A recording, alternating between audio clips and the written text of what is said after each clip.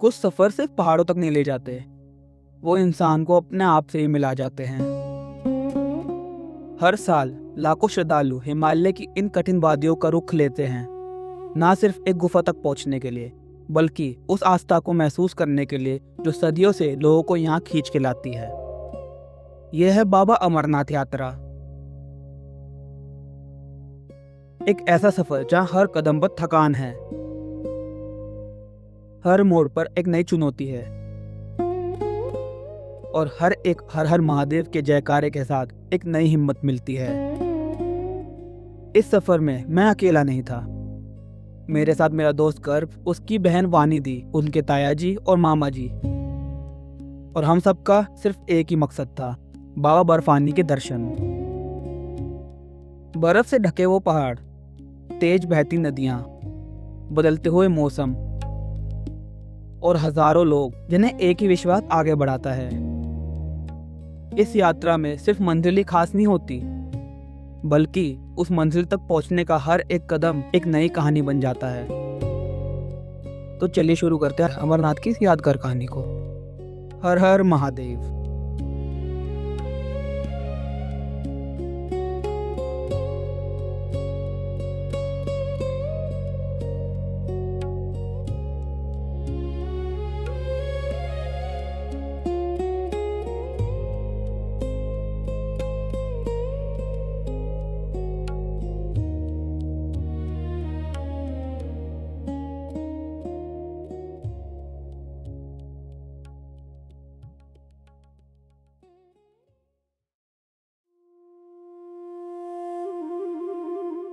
हर सफर की तरह इस सफर की भी एक कहानी है और हमारी कहानी शुरू होती है 3 जुलाई की रात से। 3 जुलाई रात के करीब 10 बजे हम सब एक ही सपना लेकर घर से निकलते हैं, बाबा बर्फानी के दर्शन। गाड़ी में एक्साइटमेंट भी थी, हंसी मजाक भी, और वो फीलिंग भी जो हर रोड ट्रिप के शुरुआत होने से पहले होती है। सब बस यही सोच रहे थे कि कुछ ही दिनों में हम अमरनाथ गुफा के सामने खड़े होंगे। हमारे सफर का पहला स्टॉप था मूर्थल का मशहूर 70 माइल स्टोन ढाबा। और मूर्थल आके खाना ना खाया जाए ऐसा तो हो ही नहीं सकता।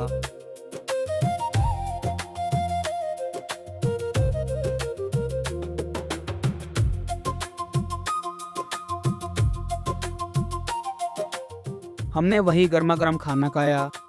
सफर अभी शुरू ही हुआ था और खाना खा के हमने अपनी एनर्जी फुल चार्ज कर ली। डिनर के बाद हम बिना ज़्यादा देर रुके फिर से हाईवे पर निकल पड़े।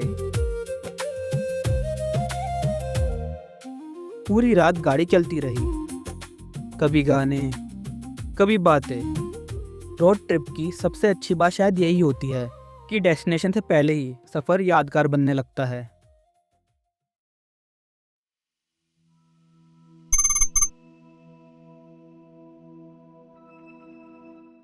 सुबह होते होते हम पंजाब पहुंच गए। यहाँ हम रुकते हैं लक्की ढाबे पर।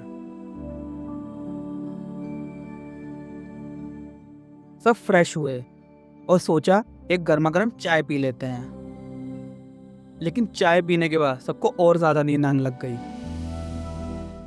लगता है चाय से ज्यादा पूरी रात का सफर बोल रहा था।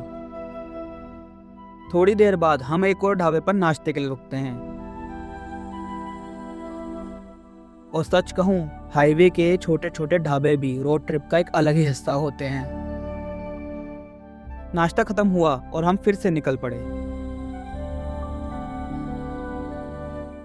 कुछ ही देर बाद सामने नजर आया लखनपुर टोल प्लाजा।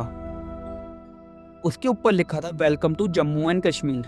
बस उस बोर्ड को देखते ही एक्साइटमेंट डबल हो गई। अब लग रहा था कि हम वाकई कश्मीर की तरफ बढ़ रहे हैं। लखनपुर क्रॉस करते ही हम पहुंचते हैं मोगा भंडारा।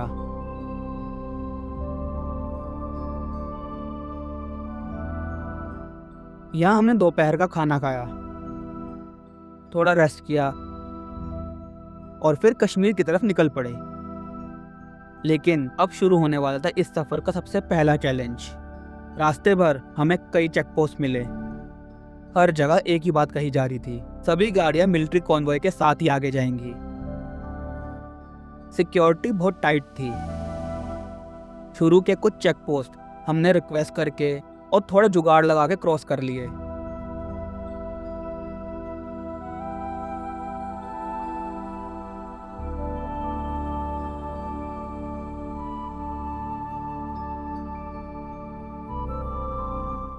लेकिन हर बार किस्मत साथ नहीं देती।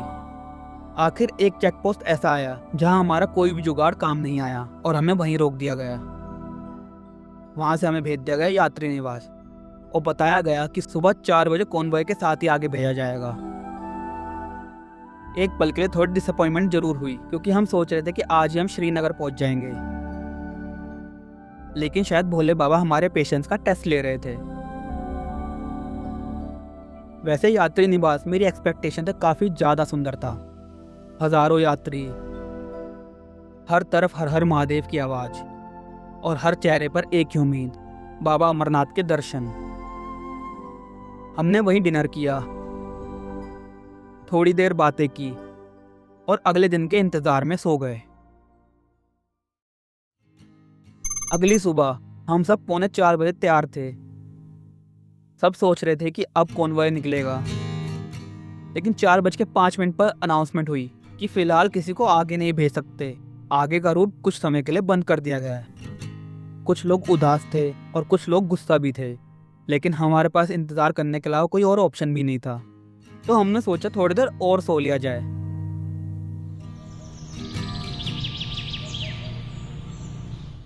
और फिर सुबह करीब 8 बजे फाइनली हमें परमिशन मिल गई आगे जाने की। सबके चेहरे पर एक अलग ही खुशी थी।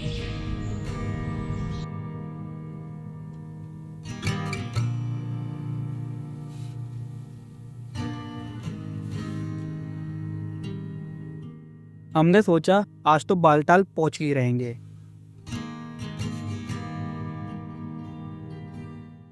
लेकिन भोले बाबा का टेस्ट अभी खत्म नहीं हुआ था।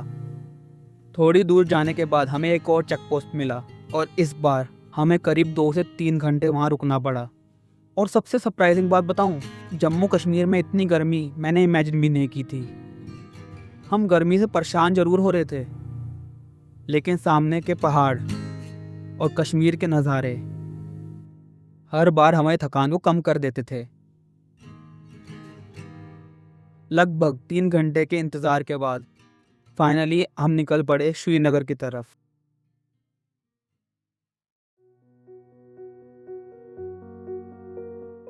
और करीब 2 घंटे के बाद हम श्रीनगर की शान डल लेक पहुंचे। और सच कहूं, कैमरा उस जगह की खूबसूरती का सिर्फ एक छोटा सा हिस्सा ही कैप्चर कर पा रहा था।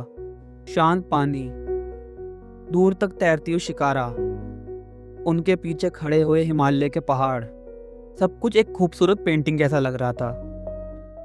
हमने पहले लंच किया और फिर डिसाइड किया कि आज शाम श्रीनगर को आराम से एक्सप्लोर करेंगे। सबसे पहले हम लोग गए शॉपिंग कॉम्प्लेक्स। और जब दो दोस्त साथ में घूमने निकले हों और कोई हरकत ना हो, ऐसा तो हो ही नहीं सकता। आपने मजनू भाई की लाइन तो सुनी होगी, पर ये देखो गधे के ऊपर घोड़ा। आर्टिस्ट हूँ मैं, आर्टिस्ट। ताऊ जी खड़े हैं, तभी कुछ बोल नहीं रहा।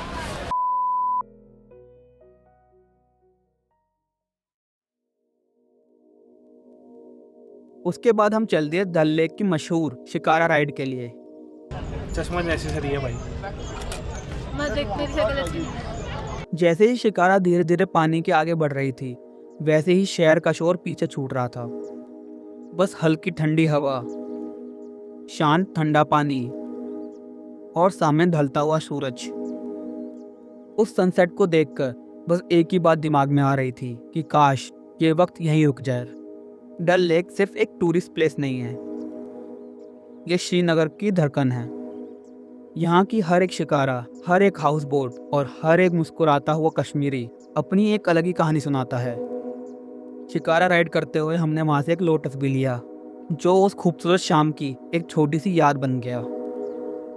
और जैसे ही सनसेट हुआ, हमने डिसाइड किया एक होम स्टे में रुकने का। और बड़ी मेहनत के बाद हमें एक होम स्टे मिल भी गया और हमने अपनी पूरी रात वहीं बिताई। अगली सुबह रूम से बाहर निकलकर जो नज़ारा दिखा, उसने पूरी नींद को 1 सेकंड में ही उड़ा दिया। बादलों से घिरे वो कश्मीर की वादियाँ और ठंडी सुबह की हवा। बस इसके लिए तो लोग कश्मीर आते हैं।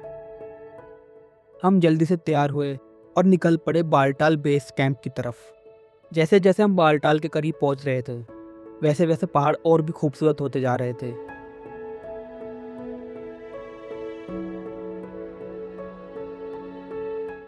और शायद भोले बाबा हम पे उतने मेहरबान थे, क्योंकि अचानक से वहाँ बारिश शुरू हो गई और उस बारिश ने पूरी वैली को और भी ज़्यादा खूबसूरत बना दिया।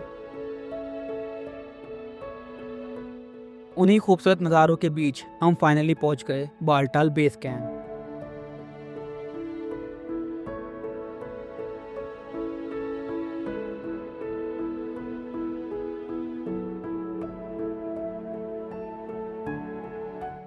सबसे पहले हमने अपना टेंट किया, सारा सामान रखा और उसके बाद बनवाया अपना RFID कार्ड, क्योंकि इस कार्ड के बिना अमरनाथ की यात्रा शुरू भी नहीं हो सकती। कार्ड बनाने के बाद हम सीधा पहुंच गए भंडारे में अपने लंच करने के लिए। और सच बताऊं, वहाँ का खाना किसी 5 स्टार के होटल से बिल्कुल कम नहीं था। पेट भरने के बाद मैंने देखा गर्भ भाई तो आराम से सो रहा था। अब दोस्तों, और उसकी नींद भी खराब ना हो, ये कैसे हो सकता है? खाना खा ले कुछ। यार मैं फिर कुछ कह दूंगा किसी को अगर। फिर थोड़ी देर बाद मैं, गर्व और वानिदी कैंप के सामने वाली नदी पर पहुंचे।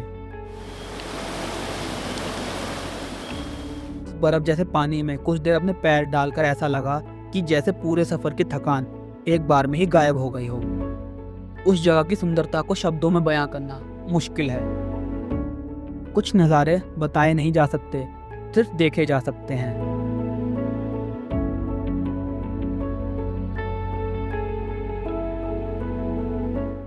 रात होते ही हम फिर से निकल पड़े भंडारे की तरफ, और इस बार वहाँ का माहौल अलग ही था।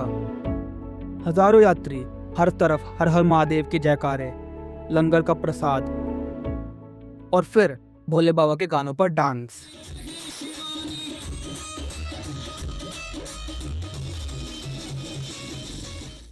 इसी हंसी खुशी और भोले बाबा का नाम लेकर हमने बालटाल में अपनी रात बिताई, क्योंकि अगली सुबह शुरू होने वाला था इस यात्रा का सबसे मुश्किल और यादगार हिस्सा।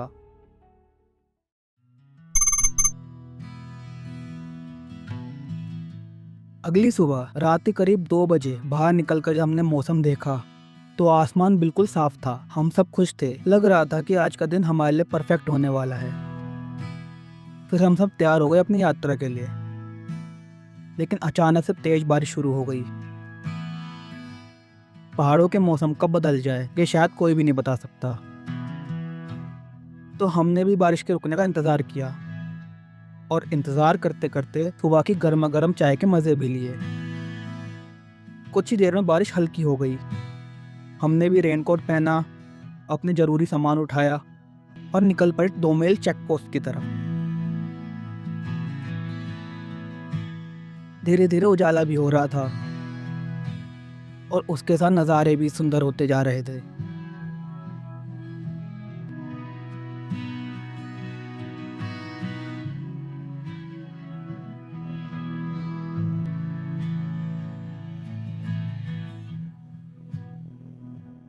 डोमेल पहुंचकर चेकिंग हुई और उस गेट को क्रॉस करते ही हमारी असली अमरनाथ की यात्रा शुरू हो गई। हर हर महादेव। पिछली रात की बारिश की वजह से पूरा रास्ता कीचड़ से भर चुका था। कई जगह रास्ते फिसलने वाले हो गए थे। हर कदम संभाल कर रखना पड़ रहा था। बालताल का रास्ता वैसे ही अमरनाथ का सबसे छोटा लेकिन सबसे मुश्किल रास्ता माना जाता है। लगातार चढ़ाई, पतला सा रास्ता और एक तरफ ऊंचे पहाड़ और दूसरी तरफ गहरी खाई। हर कदम पर बस एक ही चीज़ जरूरी थी, अपना बैलेंस। लेकिन जितना ही मुश्किल रास्ता था उतने ही खूबसूरत वहाँ के नज़ारे थे। रास्ते भर बर्फ़ से ढके हुए वो पहाड़, उनके बीच से निकलते हुए वो झरने, ठंडी हवा और हर तरफ गूंजता हुआ हर हर महादेव। हर कुछ दूरी पर ही भंडारे लगे हुए थे। कहीं चाय मिल रही थी, कहीं गर्मा गर्म मैगी और कहीं हलवा। और कहीं लोग बिना किसी पहचान के बस एक ही भाव से सेवा करे जा रहे थे। यही तो अमरनाथ यात्रा की सबसे खूबसूरत बात है। यहाँ कोई अमीर या गरीब नहीं होता, सिर्फ बाबा के भक्त होते हैं। और हाँ, भीड़ की वजह से कई जगह धक्का मुक्की भी हो रही थी, लेकिन किसी के चेहरे पर शिकायत नहीं थी। सबकी मंजिल सिर्फ एक ही थी, बाबा बर्फानी के दर्शन।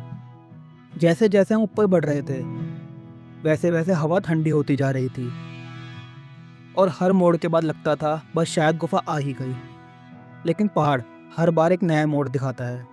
इसी तरह कई घंटों की चढ़ाई के बाद दूर से हमें पहली बार दिखाई दी अमरनाथ की गुफा। उस पल की फीलिंग को मैं शब्दों में बता भी नहीं सकता। जिस जगह को इतने सालों से सिर्फ फोटो और वीडियोस में देखा था, आज मैं उसके बिल्कुल सामने खड़ा था। गुफा तक पहुंचने से पहले हमने माँ काली के दर्शन किए और फिर धीरे धीरे लाइन के साथ गुफा की तरफ बढ़ने लगे। और रास्ते में हमें अमरनाथ का मशहूर चूहा भी देखा। पिघलते हुए ग्लेशियर, बहती हुई नदी और उन सब के बीच में हिमालय का अद्भुत रूप। और फिर वो पल आ ही गया। हम पहुंच गए बाबा बर्फानी के दरबार में। कैमरा में ऊपर लेकर नहीं जा पाया, और कुछ जगह शायद ऐसी भी होती हैं जहाँ कैमरा से ज़्यादा ज़रूरी होता है अपनी आँखों और अपने दिल से वो पल को महसूस करना। अमरनाथ गुफा को लेकर एक बहुत ही पवित्र कहानी कही जाती है। मान्यता है कि इस गुफा में भगवान शिव ने माता पार्वती को अमर गाथा सुनाई थी ताकि और कोई उसे सुन न सके। उन्होंने अपने साथ आए हर जीव को अलग अलग जगह छोड़ दिया था, लेकिन एक जोड़ा कबूतरों का उस अमर कथा को सुन लेता है और तब से कहा जाता है वो कबूतर अमर हो गए हैं। और आज भी भक्तों को गुफा के आसपास 2 सफ़ेद कबूतर दिखाई देते हैं। हमारे ग्रुप के कुछ लोगों को भी उनके दर्शन हुए, लेकिन शायद इस बार मेरी किस्मत में वो पल नहीं था। कोई बात नहीं, उम्मीद करता हूँ कि जब बाबा दोबारा बुलाएंगे तब उनके दर्शन जरूर होंगे। सबसे बड़ी बात यही थी कि बाबा बर्फानी के दर्शन हो गए और उसके बाद किसी भी चीज़ की कमी महसूस ही नहीं हुई। दर्शन के बाद हमने वापस बालताल की तरफ उतरना शुरू कर दिया, लेकिन पहाड़ों का मौसम एक बार फिर से बदल गया। अचानक से तेज बारिश शुरू हो गई। बारिश भी इतनी तेज थी कि मुझे अपना कैमरा भी पैक करना पड़ा, इसलिए वापस जाते हुए मैं कुछ रिकॉर्ड भी नहीं कर पाया। लेकिन हर सफ़र का हर पल कैमरा में रिकॉर्ड होना भी ज़रूरी नहीं होता। कुछ यादें सिर्फ दिल के लिए बनानी होती है। और इसी के साथ हमारी अमरनाथ की यात्रा यहीं पूरी होती है। लेकिन सच कहूँ, मैं सिर्फ एक गुफा देखकर वापस नहीं आ रहा था। मैं अपने साथ लेकर आ रहा था उन पहाड़ों की खामोशी, लंगरों की निस्वार्थ सेवा, अनजान लोगों की हंसी और हर हर महादेव की गूंज, और बाबा बर्फानी के दर्शन का वो सुकून जो शायद जिंदगी भर याद रहेगा। इस यात्रा ने एक बात जरूर सिखा दी, मंजिल चाहे कितनी भी मुश्किल क्यों ना हो, अगर हौसला और विश्वास साथ हो ना, तो हर कदम आसान लगने लगता है। और शायद इसलिए लोग कहते हैं अमरनाथ आने के लिए प्लानिंग की नहीं, बाबा के बुलावे की ज़रूरत है। अगर इस साल बाबा ने हमें बुलाया तो ये सिर्फ हमारी प्लानिंग नहीं, उनकी कृपा थी। अगर आपको ये वीडियो पसंद आई हो तो लाइक ज़रूर करें, अपने दोस्तों और फैमिली के साथ ज़रूर शेयर करना, और चैनल को सब्सक्राइब करना बिल्कुल मत भूलना। हम फिर मिलेंगे एक नए सफ़र के साथ और एक नई कहानी के साथ। हर हर महादेव।